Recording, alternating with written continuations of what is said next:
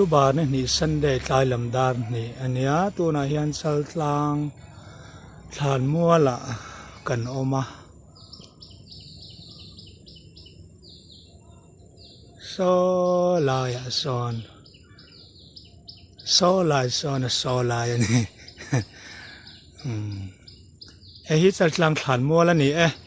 anuam khop maya mun ma te hi thingkung te hianin alua khatam khop maya thala po cholna na nuam don ni helai mun hi hei thingkung dai hlim in at lua khatam em mai ni he saltlang thlan mual hi hei helai po hian leirol mel thatak tak te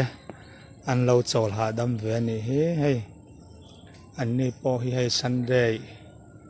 helai hian hun thol an mang ve ani thalai ten he tiang hi an mamoa kan azol khopuya hian he tiang hun han om kho thon na mun hi atam lo em maya hei lang heng lai heng tiang mun te hi thalai te hianin thazong hianin an mang tangkai te po ni na khria ta he tu na po he tleirol te hianin anin kom lema engma pheichu an ti ran lo an ti ti pa ngai an soi ve mai ani an ni po hianin Sunday tlai lam ania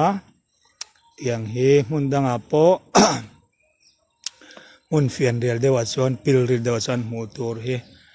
om nuk thina ni ma se helai muna chuan moi nai lo taka chet te hi rem che pona lang lo le thlir tu ten zawa in Sunday tlai ni man nuam vek ule